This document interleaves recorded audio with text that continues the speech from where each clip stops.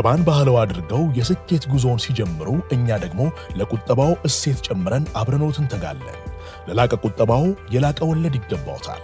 የብርሃን ባንክ የላቀ ቁጠባ ሂሳብ ወይም ፕሪሚየም ሴቪንግ አገልግሎት ደንበኞች ቁጠባቸው እየጨመረ ሲሄድ ባንኩ ጠቀም ያለ ወለድ የሚከፍልበት ልዩ የቁጠባ ሂሳብ አይነት ነው። የላቀ ቁጠባ ሂሳብ አገልግሎት ደንበኛ ከሆኑ ሂሳቦን በቼክ ወይም በሂሳብ ደብተር፣ በኤቲኤም ካርድ ወይም በሞባይል ባንኪንግ አገልግሎት ማንቀሳቀስ ይችላሉ። ዛሬውኑ ወደ አቅራቢያ ወደሚገኝ የብርሃን ባንክ ቅርንጫፍ በመሄድ የላቀ ቁጠባ ሂሳብ ከፍተው ብዙ ይቆጥቡ፣ ጠቀም ያለ ወለድ ያገኙ። ብርሃን ባንክ፣ እንደ ስማችን ብርሃን ነው ስራችን። አሁን እንቀጥላለን። ሌላኛውን ጉዳይ ደግሞ እንመልከት። የሊቨርፑልና የጋላታሳራይን ጨዋታ እናንሳ። ጋላታሳራይ 1-0 በሆነ ውጤት ማሸነፍ ችሏል። ያው የመልሱ ጨዋታ በአንፊልድ መደረጉን ተከትሎ ለሊቨርፑል ገና አሁንም እድሎች አሉ አይደለ? ይህን ጉዳይ እናንሳ። ትላንትና ሊቨርፑል በአሊ ሳንቪየን ስቴዲየም በዚህ ውድድር ዘመን ለሁለተኛ ጊዜ ተሸንፏል። የአርነ ስሎት ቡድን 1-0 ብቻ ነው። ስለዚህ በአንፊልድ ሊቨርፑል ውጤቱን ይቀለብሷል ብዬ እጠብቃለሁ። ግምት ብትጠይቂ ለምሳሌ ግን የሊቨርፑልን መጥፎ ሲዝን እያሳለፈ መሆን የሚቀይረው አይመስለኝም። ትላንትናም ያ የታየበት ጨዋታ ነው ማለት ይቻላል። የቻምፒየንስ ሊግ ጉዟቸው ሩብ ፍጻሜ ቢደርሱ እንኳን አርነ ስሎትና ቡድናቸውን በተመለከተ አመቱን ሙሉ ሲነሳ የነበረውን ትችት የሚያስቀረው አይመስለኝም። ያንን ትችት እንደውም የበለጠ የሚያጠናክር ነው። እንደምታውቂው ክረምት ላይ ሊቨርፑል ውሳኔ መወሰን አለበት። የመጨረሻ የኮንትራት አመታቸው ላይ ይደርሳሉ አሰልጣኝ አርነ ስሎት። ሪቻርድ ሂውዝ እና ማይክል ኤድዋርድስ የሊቨርፑል ሹማምንት የቡድኑን ወቅታዊ የፐርፎርማንስ ጤንነት ሲመረምሩ ከሚያጣቅሷቸው ጨዋታዎች መካከል አንደኛው ይሄኛው ጨዋታ መሆኑ የሚቀር አይመስለኝም። ኦፍኮርስ እንደ የትኛውም ጨዋታ ሁሉ ኢቨንቶች ነበሩት። ለምሳሌ ያ የተሻረው ጎል ኢብራሂማ ኮናቴ በእጅ ነክቷል በሚል የተሻረው ጎል የቪአር ውሳኔ ነው። ምናልባት ሊቀርብ ይችል የነበረው ክርክር ዳቪድሰን ሳንቼዝ እኮ ራሱ ቀድሞ መለያውን ጎትቶታል። ኢብራሂማ ኮናቴን መለያ ጎትቶታል። ስለዚህ የፍጹም ቅጣት ምት ለሊቨርፑል መሰጠት ነበረበት። አንድ ክርክር ነው። አሌክሲስ መካሊስተር 2 ጊዜ፣ ፍሎሪያን ቨት 1 ጊዜ፣ ውጎ ኤኪቲኬ ትልልቅ እድሎች አግኝተው ነበር። ስለዚህ ጨዋታው ሌላ መልክ፣ ሌላ አይነት ውጤት ሊኖረው ይችል ነበር። ስለ 90 ደቂቃ ፐርፎርማንስ ከሆነ ግን የምናወራው አመቱን ሙሉ ያየነው የፐርፎርማንስ ችግር ሊቨርፑል ላይ ነው። በተለይ ሊቨርፑል እርሊ ጎል ማያስቆጥር ከሆነ ችግር ነበር። አሁን አርነ ስሎት ብዙ ጊዜ ስለ ፕሪሚየር ሊግ ጨዋታዎች በሚናገሩበት ጊዜ በተደጋጋሚ የሚያቀርቡት ሮሯል። የቆመ ኳስ ሊግ ሆኗል፣ በጣም ፊዚካል ሆኗል፣ ስፔስ የለም ብለው ለቡድናቸው ድክመት የሊጉን ባህሪ እንደ ምክንያት ያቀርቡታል። ሊጉ አሁን አያዝናናኝም ማለት ብቻ እኮ አይደለም፣ ግን የሊጉ ኔቸርም ለእኛ ጨዋታ የሚሆን አይደለም። ኦኬ ቻምፒየንስ ሊግም ላይ ግን ይኸው በጋላታሳራይ 2 ጊዜ ተሸንፈው ባልተጠበቁ ባላጋራዎች ሲሸነፉ አይተናል። ይሄ ሰበብ ለምሳሌ ውሃ ያነሳል። ምናልባት አንዱ ክርክር ጋላታሳራይ በታክቲካል አይደንቲቲ ለእንግሊዝ ቡድኖች የበለጠ የቀረበ ነው፣ የበለጠ ፊዚካል ነው፣ የበለጠ ዳይሬክት ነው። ኦኬ አንድ ነገር ነው። በቆመ ኳስም ነው ጎል ያስቆጠረባቸው። እንግሊዝ ውስጥ የቆመ ኳስ ፋሽን ሆኗል። ስለዚህ ከእንግሊዝ ቡድኖች ጋር በጣም የሚመሳሰል ባህሪ ያለው የሚል ሰበብ ሊቀርብ ይችል ይሆናል። ግን ለአውሮፓ ውድድሮችም ላይ ቡድኑ የሚያሳየው ድክመት አሰልጣኙ በሌሎች አጋጣሚዎች የሚሰጡት ምክንያትን በቂ ምክንያት እንዳይሆን ያደርገዋል እና እንደ ፐርፎርማንስ ጥሩ ፐርፎርማንስ አልነበረም እና ውጤቱን ሊቀለብሱት ይችላሉ። ግን አሰልጣኙ ለምሳሌ ከጨዋታው በኋላ በብዙ አጋጣሚዎች የዳኝነት ውሳኔዎች ተጠቃሚ እንደማንሆን ሁሉ እዚህም ጨዋታ ላይ የዳኝነት ውሳኔ ተጠቃሚ አልነበርንም፣ አንዳንድ ታይት የሆኑ የቪአር ውሳኔዎች ላይ እድለኞች አልነበርንም አሉ። የአንፊልድ ፋክተር በሚቀጥለው ሳምንት በዚህ በኢስታንቡል ያየነውን አይነት ድጋፍ የሊቨርፑል ደጋፊዎች ሪክሬት ማድረግ ይችላሉ። ስለዚህ እነሱንም እንደገፋለን አሉ። እሱም አንድ ነገር ነው። ግን ሜዳ የቡድናቸው ፐርፎርማንስ ጤነኛ አይደለም። በድጋሚ በጊዜ ጎል ተቆጥሮባቸዋል። የቆመ ኳስ የመከላከል ድክመት በቅርብ ጊዜ ባለፈው ስለ ሊቨርፑል የቆመ ኳስ መሻሻል ስናነሳ በመከላከሉም በኩል ተሻሽሏል እያልን ነበር። ግን ሁሌም የነበረው ችግር ሲዝኑን በሙሉ የመጀመሪያ ኮንታክት ማሸነፍ ነው። ትላንትና የመጀመሪያውንም ሁለተኛውን ኮንታክት ማሸነፍ አልቻሉም። ቪክቶር ኦሲመን የመጀመሪያውን ኮንታክት ያሸነፈው ከማዕዘን ምቱ በኋላ እንግዲህ የጋላታሳራይ የመጀመሪያው ሙከራ ነው። በ7 ደቂቃ ውስጥ ነው ጎል የተቆጠረባቸው። ይሄ ምንድነው ሴንስ ኦፍ ዴዣvu የሚሉት ነገር አለ። ከዚህ በፊት የታየው ነገር በድጋሚ ሲሆን የመጀመሪያውም ጨዋታ ላይ ልክ እንደዚሁ በጊዜ ነበር ጎል የተቆጠረባቸው ከመጀመሪያዎቹ የጋላታሳራይ ማጥቃቶች መካከል በአንደኛው። በዚህኛውም ጨዋታ ላይ ተመሳሳይ ነገር ነው የነበረው። ከጋላታሳራይ የመጀመሪያ ማጥቃቶች መካከል በመጀመሪያው ኦን ታርጌት ሙከራ በመጀመሪያው ጋላታሳራይ ባገኘው የማዕዘን ምት ነው ጎል የተቆጠረባቸው። ማሪዮ ሌሚና ነው ጎሉን ያስቆጠረው።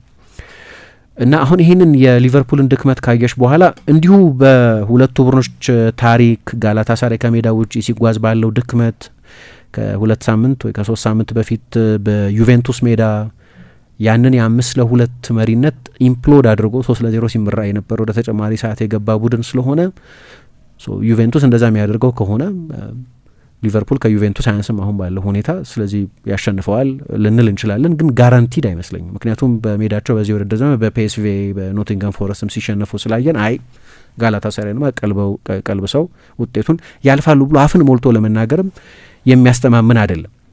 ያው በኳስ ቁጥጥር ጊዜ እኔ ሲዝኑን በሙሉ ያየሁት ድክመት ከኢንዲቪጁዋሊ ማለት ነው ከዶሚኒክ ዞቦዝላይ በስተቀር በግለሰብ ደረጃ ጥሩ ሲዝን እያሳለፈ ያለ ግለሰብ አማካይ የለም። ራያን ክራፈንበርግ አዲስ ኮንትራክት ፈርመዋል በቅርብ ጊዜ።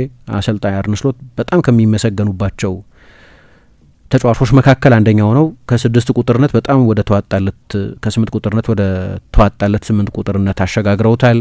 አሌክሲስ መካሊስተር ባለፈው የውድድር ዘመን ድንቅ ነበር። እነዚህ ሁሉ ተጫዋቾች አምናው ፎርም ላይ አይደሉም ያሉት። ለምን እንደሆነ አላውቅም፣ ግን አምናው ፎርም ላይ አይደሉም ያሉት። ሊቨርፑል እንደ አምናው የአማካይ ክፍሉ ጨዋታዎችን ኮንትሮል ማድረግ አይችልም ከዞቦዝ ላይ በስተቀር። ግን ዞቦዝ ላይም ቢሆን በመደበኝነት አማካይ ሆኖ አይደለም ሲዝኑን በሙሉ ሲጫወት የነበረው። 4-5 ቦታዎች ላይ እንዲጫወት ተደርጓል። እንደ አማካይ ብቻ አይደለም በዚህ ውድድር ዘመን የተጫወተው። ከርትስ ጆንስን በተመለከተ ታስታውሻለች፣ ባለፈው ጃንዋሪ ወደ ቶተናም ሊሄድ ይችላል ሲባል ነበር። አሁን በእግር ኳስ ተጫዋችነት ህይወት ውስጥ ቁልፍ ውሳኔ የሚያሳልፍበት ጊዜ ነው። በአንድ ወይ በሌላ ምክንያት ከርትስ ጆንስን ለማስጀመር ብዙ የሚያምኑበት ተጫዋች አይደለም። ስለዚህ በግለሰቦችም ደረጃ የሊቨርፑል የአማካይ ክፍል እንደ አምናው ጨዋታ ኮንትሮል ማድረግ አይችልም። አምና ሊቨርፑል የነበረው አንደኛው ኳሊቲ ጨዋታዎች የመቆጣጠር ኤቨንትፉል እንዳይሆኑ ማድረግ፣ ፖስት ቱ ፖስት ኮስት ቱ ኮስት እንዳይሆኑ ማድረግ፣ የሳጥን ሳጥን የቅርጫት ኳስ የሚመስል ሽግግር እንዳይኖር ማድረግ፣ ራሳቸው ሲመጡም ከኳስ ጋር በፕሪንሲፕል ደረጃ ከኳስ ውጪ በፕሪንሲፕል ደረጃ በተለይ ፕሬስ በምናደርግበት ሁኔታ ከየርገን ክሎፕ ብዙ አልለይም። የምንለየው ከኳስ ጋር ያነሰ ሪስክ ነው የምንወስደው። ለዲፌንሲቭ ሼፕ እንጠነቀቃለን፣ የበለጠ ለኮንትሮል እንጠነቀቃለን የሚል አስተያየት ይሰጡ ነበር። የአንድ ቡድን ኮንትሮል ሩም ደግሞ አማካይ ክፍሉ ነው። አማካይ ክፍሉ ያንን ማድረግ አይችልም በዚህ ውድድር ዘመን። ትላንትናም ይህንን ማድረግ አልቻለም።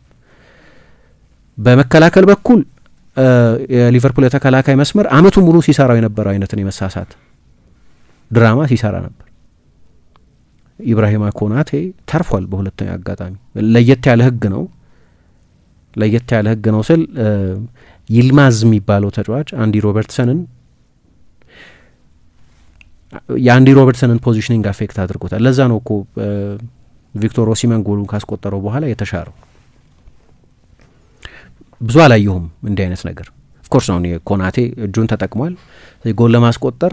እጅሽ ናቹራል ቦታ ላይ ባይሆን እንኳን የእጅሽን ለጎል ማስቆጠር መጠቀም አትችይም። በዛ ምክንያት የተሻረው። ሁለተኛው ደግሞ ወደ ኦንሳይድ ቦታ ለመመለስ ኦፍሳይድ ለማድረግ ነበር ይሞክር የነበረው። የመጨረሻ ላይ የቀረው የውሳኔ ስህተት የሰራው ኢብራሂማ ኮናቴ ነው። ይልማዝ ግን ሮበርትሰንን ወደ ቦታው እንዳይመለስ ብሎክ አድርጎት ስለነበር በዛ ምክንያት ጎሉ ተሽሯል። ህጉ ነው የሰራው። ግን ብዙ ኢንዲቪጁዋል ስህተቶችን ሲሰሩ እናይ ነበር። ኮናቴም፣ ቫንዳይክም፣ ሌሎቹም የሊቨርፑል ተጫዋቾች። መከላከሉም ድክመት አለ። አማካይ ክፍሉ ጨዋታ አይቆጣጠርም እንዳምነው። የሊቨርፑል ተከላካዮች ሁኔታ ብዙ ጥያቄ የሚያስነሳ ነው። ከፊት ደግሞ ኢማጂኔሽን የለም፣ ኢንቬንሽን የለም። በማጥቃቱ በኩል የተዋጣለት አልነበር። ሁሉም ዲፓርትመንት ችግር ነበረበት ማለት ነው። ስለዚህ ብዙዎቹ ጨዋታዎች የሳጥን ጨዋታዎች የመምሰል ልማድ ነበራቸው። አሁን ትላንትና ብዙ ጊዜ ሰበብ እናቀርባለን። በቃ ወደ ፕሪሚየር ሊግ መምጣት እኮ በጣም አስቸጋሪ ነው፣ ከቡንደስሊጋ የተለየ ፊዚካል ኢንቴንሲቲ ነው ያለው፣ ፍጥነቱ ምኑም የቡንደስሊጋ ፍጥነት ያን ያህል ምናልባት ከእንግሊዝ ቀጥሎ በጣም ፈጣኑ ሊግ፣ እንዲያውም በአንዳንድ ሜትሪኮች በአንዳንድ የፍጥነት መለኪያዎች ከፕሪሚየር ሊግም የበለጠ ፈጣን ሊግ ነው ቡንደስሊጋ። ግን የእንግሊዝ እግር ኳስ ውስጥ ያለው ኢንቴንሲቲ አይመስልም። ስለዚህ ፍሎሪያን ቪርትዝ ያንን ነው አዳፕት ለማድረግ እየሞከረ ያለው። ሊቨርፑል ሌላ አይነት ስብስብ ነው፣ ከሌላ አይነት ፎርሜሽን ከሌላ አይነት ሲስተም ነው የመጣው እና ጊዜ ሊሰጠ ያስፈልጋል የሚለው ክርክር ይሰራል። ግን ትላንትና ወይ መጀመር አልነበረበትም ፍሎሪያን ቪርትዝ ወይ መጀመር አልነበረበትም ጨዋታ። ዝግጁ አይመስልም። 71% ብቻ የሚሆኑት ፓሶቹን ነው በትክክል ለቡድን ጓደኞቹ ያቀርብ የነበረው። የምታዩ ቴክኒካል ኢናኩሬሲ ያስደነግጣል። እንደም አንድ ሰው ኢንቦክስ አድርጎልኝ ነበረ። በጣም ከባድ ጫማ አድርገው የሚጫወቱ ነው የሚመስሉት የሊቨርፑል ተጫዋቾች እግራቸውን ለማንሳት እንደሚቸግራቸው አይነት ብሎ ያንን ነው የምታየው። ሁሉም ነገር ከባድ ይመስላል ለሊቨርፑል በዚህኛው ሲዝን እና ብዙ የኳስ ቅብብል ስህተት ይሰሩ ታያለሽ። ፍሎሪያን ቪርትዝ 71% ማለት ለክሬቲቭ ተጫዋች እንደ ተከላካዮችና እንደ 6 ቁጥሮች 92-93% የኳስ ቅብብል ስኬት ሊኖራቸው አይችልም። የበለጠ ሴፍ ፓሶችን ስለሆነ የሚያቀብሉት እነሱ እንደ ፍሎሪያን ቪርትዝ አይነት ክሬቲቭ ተጫዋቾች ብዙ ሪስክ ያላቸው ፓሶች ስለሆነ የሚሞክሩት የሀይ ሪስክ ፓሶችን ስለሆነ የሚሞክሩት ፐርሰንቱ ዝቅ ይላል። 71% ግን ሊደርስ አይችልም። በጣም አነስተኛ ነው። ከ80% በታች ከሆነ መጥፎ ጨዋታ ነው ያሳለፍሽው ማለት ነው። ከዛ ደግሞ 2 ትልልቅ እድሎች አግኝቶ ነበር። ሁለቱንም ትልልቅ እድሎች ካፒታላይዝ አላደረገም። ወይ መጀመሪያ አልነበረበትም። ከ4 ጨዋታ ጉዳት ነው የተመለሰው። ግን ስለ ሲዝን ነው የምናወራው። ሊቨርፑል ውስጥ ሲዝኑን በሙሉ የታዩ ድክመቶች እንደ ናሙና ማሳያ ትላንትና የታየ አይነት ነው የነበረው እና 1-0 ማለቁ ጥሩ ነው። የመልሱ ጨዋታ ላይ ውጤቱን የመቀልበስ እድል ስላላቸው ግን እኔ ብዙ ጊዜ ያየ ነው ይመስለኛል እንዲህ አይነቱን የሊቨርፑል ፐርፎርማንስ። ይሄ ሌታርጂክ የሚሉት እነሱ በቃ ቀስ ያለ የፈጠራ ችግር ያለበት ከማማርዳሽቪሊ በስተቀር የተከላካይ ክፍሉ የታወከበት፣ አማካይ ክፍሉ እንደ ቀደሙት ዓመታት ጨዋታ ለመቆጣጠር የሚቸግርበት፣ ብዙ ፊዚካል የሆነ ፈተና በሚገጥማቸው ጊዜ ትላንትና እንደሆነው እነዛን ዱዌሎች ለማሸነፍ የሚቸገሩበት አይነት ጨዋታ ነው የነበረው። በእርግጥ በዳኝነቱ በኩል አንዳንድ ጊዜ ስቴዲየሙ ኢንቲሚዴት ያደርጋል አይደለም እና ትላንትና የነበሩት አርቢትር ለጋላታሳራይ ተጫዋቾች 1 ቢጫ ብቻ ነው የሰጡት። ስለዚህ እሱ እንግዳ ነገር ነው፣ ምክንያቱም ለሊቨርፑል ተጫዋቾች 4 ቢጫ ካርድ አሳይተው ስለነበር። ግን ምናልባት እንደዚህ አይነት ድባብ ውስጥ ስትሆኚ ሂል ማርቲኔዝ የሚባሉት ስፔናዊ አርቢትር ናቸው ይህንን ውሳኔ የወሰኑት። ምናልባት በመጠኑ ለጋላታሳራይ በእውቀት ሳይሆን በፕሬሸሩ ምክንያት ለጋላታሳራይ የበለጠ የሚጠቅሙ ውሳኔዎች ወስነዋል። ግን መጀመሪያ ጎል ሲቆጠር ኮናቴን ሳነሳ ነበረ። በፍጥነት አውት ፔስ ተደርጎ ነበር። ቪክቶር ኦሲሜን ጎል አላስቆጠረም። አንድ ሰው እንደምን ሲል ሰምቼ ነበር፣ የሆነ ብራኬት አለ 3 ተጫዋቾች ብቻ ያሉበት የዓለም ቤስት 9 ቁጥሮች ስንል ሃላንድ፣ ምባፔ እና ሃሪኬን። ከዛ ቀጥሎ ሁለተኛ ቲር የምታስቀምጪ ከሆነ ያለምንም ክርክር ቪክቶር ኦሲሜን ይኖርበታል። ትላንትና አይንን አሳይቷል። ጎል ባለማስቆጠሩ እድለኛ አልነበረም ተሽሮ ስለነበር፣ ግን የማያቋርጥ ፈተና ነው ለሊቨርፑል የተከላካይ መስመር ሲሰጥ የነበረው። ከኳስ ጋር በጣም ጥሩ ተጫዋች ነው፣ ያለ ኳስ ደግሞ ኢንቴንስ ነው፣ ዱዌሎች ያሸንፋል። ከጨዋታ ፊት ይህንን ነጥብ አንስተ ነው ነበር። ታጋይ ነው ደግሞ ከጨዋታው መጀመር በፊት ስሜት የሚነካም ትልቅ ቲፎ የጋላታሳራይ ደጋፊዎች እሱን ያስለቀሰ ትልቅ ቲፎ አሳይተው ነበር። ያው እናቱ በህይወት የሉም፣ በልጅነቱ ነው ያረፉት። እሱን የሚወክል አይነት እሱን ስሜት ያደረገው እየመጣ ይልማዝም ሉካስ ቶሬራም እንዲህ አይነት ተጫዋቾች ነው ለማረጋጋት ይሞክሩ ነበር። በጣም ስሜታዊ ነበር፣ ግን በጨዋታው ላይ በጣም ጥሩ ነበር። የሚቀጥለውም ጨዋታ ላይ የበለጠ መከታተል አለባቸው። የሚቀጥለው ጨዋታ ላይ ሊቨርፑል የበለጠ ሪስክ መውሰድ ስላለበት በጊዜ ጎል ለማስቆጠር የሚሞክሩ ይመስለኛል። ያ ማለት ለአንዳንድ የጋላ ተጫዋቾች ስፔስ ሊሰጥ ይችላል። ስለዚህ ያንንም መቆጣጠር አለባቸው። ግን እንደ ፐርፎርማንስ ለእኔ ጥሩ ፐርፎርማንስ የነበር አይመስለኝም። በማጥቃት በኩል አሁን ጋላታሳራይ ራሱ የቦክስ ቱ ቦክስ ጨዋታ የሚጫወት ቡድን በመሆኑ ምክንያት ብዙ ሪስክ የሚወስድ በመሆኑ ምክንያት ሊቨርፑል አንዳንድ ምንድነው ኦፕኒንግ ሲያገኝ ነበር፣ ክፍት ቦታዎች ያገኝ ነበር። ግን በአንድ ወይ በሌላ ምክንያት የሊቨርፑል የማጥቃት ተጫዋቾች እነዛን አጋጣሚዎችን በሚገባ ኤክስፕሎይት ማድረግ አልቻሉም። ሁሉንም የማጥቃት ተጫዋቾች የሚመለከት ነው። ኤኪቲኬን በተመለከተ አንድ የሚነሳ ነገር ካለ እኔ የመጨረሻ 20-25 ደቂቃ ላይ የሚወርደው ነገር አለ። ፊዚካል ይወርዳል በብዙ የፕሪሚየር ሊግ ጨዋታዎች ላይ። ምን እንደሆነ አላውቅም። ምናልባት ከተጠበቀው በላይ ብዙ እንዲጫወት ስለተደረገ ሊሆን ይችላል። ግን ደግሞ ሳላህ ሌላ ቀዝቀዝ ያለ ፐርፎርማንስ ነበረው። እንግዲህ በወሳኝ ጎል ማስቆጠር በምትፈልጊበት ጊዜ 30 ደቂቃ ሲቀረው ተቀይረሽ የምትወጪ ከሆነ ማወቅ የምትፈልጊውን ነገር ታውቂያለሽ ማለት ነው። 60 ደቂቃ ላይ ነው ተቀይሮ የወጣው መሐመድ ሳላህ። ትላንት ለሱ ትልቅ ምሽት ነበር። በሊቨርፑል ታሪክ በቻምፒየንስ ሊግ ብዙ በአውሮፓ ውድድር በጠቅላላው ብዙ ጨዋታ ያደረገ ተጫዋች ሆኖ የጄሚ ካራጋን ሬከርድ የተረከበበት 81ኛ ጨዋታ ያደረገበት ነው። ከዚህ በኋላ ብዙ ጨዋታ የሚጨምር አይመስለኝም መሐመድ ሳላህ። ታላቅ ሌጀንድ ቢሆንም አሁን የአንድ ትልቅ ተጫዋችን ዲክላይን እያየን ነው እላለሁ እኔ። ጎል የምትፈልጊበት ጊዜ ላይ እንዴት 30 ደቂቃ ሲቀረው ይወጣል? የምትፈልጊው ነገር ይነግርሻል እሱ ፍሎሪያን ቪት 17 ደቂቃ ሲቀረው ነው ተቀይሮ የወጣው። እንግዲህ ሁለቱ ዋና የጎል ተስፋዎች ናቸው ከኤኪቲኬ ጋር። ስለዚህ ለሊቨርፑል የማጥቃት ተጫዋቾች ጨዋታው ጥሩ እንዳልነበር የሚያሳይ ይመስለኛል። እና መጨረሻ ላይ ግን የመልሱን ጨዋታ ላይ ለእኔ በግምት ደረጃ መቀልበስ የሚችሉ ይመስለኛል። ያው የጥሎ ማለፍ ውድድሮችን ባህሪ መገመት አይቻልም፣ አስቸጋሪ ነው። ግን አሁን ይህንን የሊቨርፑል ቡድን የአውሮፓ ሻምፒዮን ይሆናል ብዬ ለማሰብ ግን ይቸግረኛል በጣም። የአውሮፓ ቤስቱን እግር ኳስ የተጫወተው ቡድን አይደለም ሁልጊዜ የቻምፒየንስ ሊግ አሸናፊ የሚሆነው።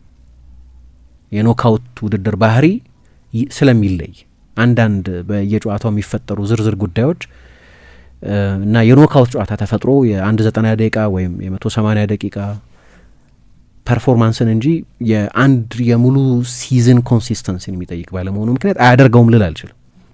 ራፋኤል ቤኔቴዝ እነ ኢጎር ቢሽካንን እነ ስሚሰርን እና አማድ ትራዎሬን ይዘው የቻምፒየንስ ሊግ አሸናፊ እንደሆኑ አውቃለሁ። አይታወቅም ግን የትላንትናውን ፐርፎርማንስ በሌሎችም ብዙ ጨዋታዎች ላይ የምናየውን አይነት ፐርፎርማንስ ስታይ ግን የልብ ግን አይሰጥም። የሊቨርፑል ሁኔታ የአውሮፓ ሻምፒዮን ይሆናል ማለት ያስቸግራል። አይሆንም ማለት አልችልም እንዳልኩት በኖካውት ጨዋታዎች ባህሪ። ግን ትላንት ምሽት ባየር ሚኒክን አይተን ሲቲ አሁን ሰሞኑ እየተጫወተ ያለበትን ሌቭል ስናይ አርሰናል ጥሩ እየተጫወተ ነው። ሌሎች ጥሩ ቡድኖች አሉ ውድድር ውስጥ። ቀጥሎ ደግሞ ከቼልሲ ወይም ከፔዤ ጋር ነው የሚገናኙት። ከቼልሲ ጋር እኔ እንጃ፣ ቼልሲ የማይተነበይ ቡድን ስለሆነ ፔዤ የአምናውን አይነት ፐርፎርማንስ 90% የሚያሳይ ከሆነ ለሊቨርፑል በጣም አስቸጋሪ ይሆናል። ካለፈ በኋላ እንኳን የማለፉ የቤት ስራ ገና አለ። ግን ካለፈም እንኳን ጨዋታው ቀላል አይመስለኝም። እና አርነ ስሎት ደግሞ ያሉበት ሁኔታ ትናንት ሳነሳ እንደነበረው በጣም በግልጽ ከስራቸው የመነሳት ስጋት ያለባቸው ባይመስልም ግን እንዲህ አይነት ፐርፎርማንሶች ለኮዛቸው አይጠቅምም። እንዳነሳሁት አሁን የውድድር ዘመኑ ሲያልቅ ቻቪ አሎንሶ አለ አሁን አቬይለብል፣ የሊቨርፑል አማራጭ አለው። ከዚህ በፊት ከአርነ ስሎት ቀድሞም ለክሎፕ ተተኪነት የፈለገው አሰልጣኝ ከሪያል ማድሪድ ተሰናብቷል። ስለዚህ እርግጠኛ አይደለሁም አሁን ባለው ሁኔታ አሰልጣኙ ረጅም ጊዜ ሰርቫይቭ እንደሚያደርጉ። እንደዚህ አይነት ፐርፎርማንሶች ደግሞ ተጨማሪ ጥያቄዎች የሚያስነሱባቸው ይመስለኛል።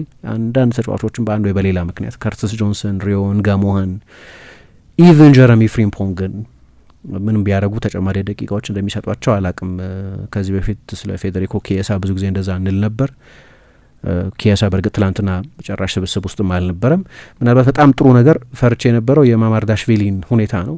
መጥፎ ግብ ጠባቂ ስለሆነ አይደለም፣ ግን አሊሰን ሳይኖር ሲቀር ሊቨርፑል ብዙ ጊዜ ስለሚቸገር እና ምናልባት የሁለተኛ ተመራጭ ግብ ጠባቂነትን ስነ ልቦና አዳፕት ስላላደረገው ምክንያቱ አንዱ ነው ለማለት ይቸግረኛል። ግን ምናልባት እሱ ምክንያት ከሆነ እንደ መላምት ይቸገር ይሆናል ብዬ ነበር። ግን በሊቨርፑል በኩል ጥሩ ከተጫወቱ ተጫዋቾች መካከል አንደኛው እርሱ ነው። ከዛ በስተቀር ግን እንደ ፐርፎርማንስ ጥሩ ፐርፎርማንስ አይመስለኝም። ስለ 90 ደቂቃ ፐርፎርማንስ ብቻ ሳይሆን ስለ ሲዝን የሊቨርፑልን ሲዝን እንደሚገልጥ አንድ ጨዋታ አድርጌ ነማየው። የመልሱ ጨዋታ ላይ ግን ውጤቱን መቀልበስ የሚችሉ ይመስለኛል። ቪክቶር ኦሲመን ከሊቨርፑል ጋር መገናኘት አንፈልግም ሲል ነበር። በእርግጥ ከናፖሊ ጋር ወደ አንፊልድ ሄዶ አሸንፏል ሊቨርፑልን ከዚህ በፊት የክሎፕን ሊቨርፑልን። ግን ልክ እንደዚህ ባክ አጌንስት ደ ዎል የሚሉት አጣብቂኝ ውስጥ በሚሆንበት ጊዜ ሊቨርፑል ውጤቱ መቀልበስ የሚችል ይመስለኛል። ግን ጥሩ በእኔ ግምት ጥሩ ፐርፎርማንስ አልነበር። ቁጠባን ባህለው አድርገው የስኬት ጉዞውን ሲጀምሩ እኛ ደግሞ ለቁጠባው እሴት ጨምረን አብረኖት እንተጋለን። ለላቀ ቁጠባው የላቀ ወለድ ይገባዎታል። የብርሃን ባንክ የላቀ ቁጠባ ሂሳብ ወይም ፕሪሚየም ሴቪንግ አገልግሎት ደንበኞች ቁጠባቸው እየጨመረ ሲሄድ ባንኩ ጠቀም ያለ ወለድ የሚከፍልበት ልዩ የቁጠባ ሂሳብ አይነት ነው። የላቀ ቁጠባ ሂሳብ አገልግሎት ደንበኛ ከሆኑ ሂሳቦን በቼክ ወይም በሂሳብ ደብተር፣ በኤቲኤም ካርድ ወይም በሞባይል ባንኪንግ አገልግሎት ማንቀሳቀስ ይችላሉ። ዛሬውኑ ወደ አቅራቢያ ወደሚገኝ የብርሃን ባንክ ቅርንጫፍ በመሄድ የላቀ ቁጠባ ሂሳብ ከፍተው ብዙ ይቆጥቡ፣ ጠቀም ያለ ወለድ ያገኙ። ብርሃን ባንክ፣ እንደ ስማችን ብርሃን ነው ስራችን።